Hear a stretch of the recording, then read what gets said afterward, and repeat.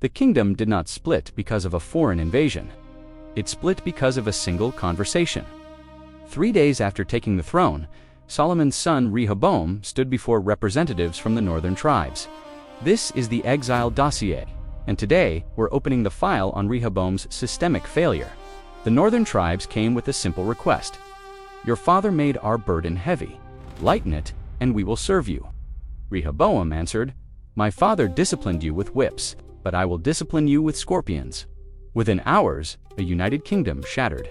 The question is, how does one sentence break a nation that took generations to build? The answer begins long before Rehoboam ever wore a crown.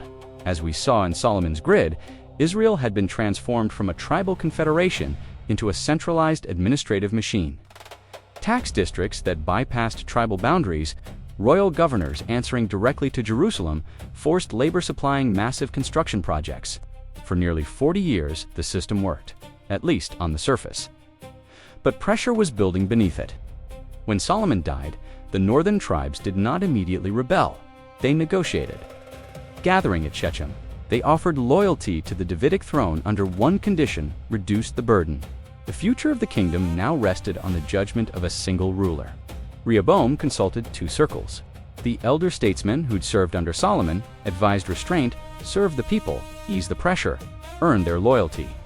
The younger men raised alongside him in the royal court advised the opposite: project strength, increase the burden, make the people fear the throne. Rehoboam chose intimidation over wisdom.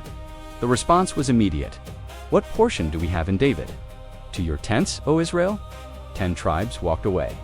A nation that had taken generations to build fractured in a single afternoon. The split created 2 kingdoms, Israel in the north, Judah in the south. The north kept most of the population, farmland, and trade routes. The south kept Jerusalem, the temple, and the Davidic throne. Neither would ever fully recover the strength they once held together. Systems rarely collapse the moment pressure appears. They collapse when years of hidden pressure finally find a release point. And the visible failure is usually just the final stage of a much older problem. The North's crisis didn't end at Shechem either. Within months, Jeroboam would face his own test of loyalty versus survival, one that would turn an economic fracture into a spiritual one.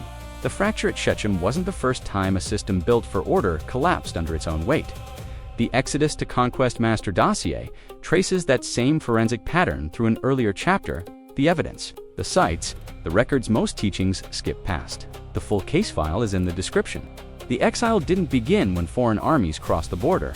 It began the moment covenant was sacrificed to preserve power, when a legitimate grievance was answered with a threat instead of an audience. Long before the kingdom fell, it had already started fracturing from the inside. Was Rehoboam's answer at Shechem the true breaking point? Or had Solomon's administrative system already made the division inevitable? The crown has cracked, the kingdom has split. Next, we follow the empire that exploited the fracture better than anyone, while Israel and Judah turned on each other. Assyria was quietly becoming the most feared military machine in the ancient world. The Black Obelisk is next. The next file is already being prepared.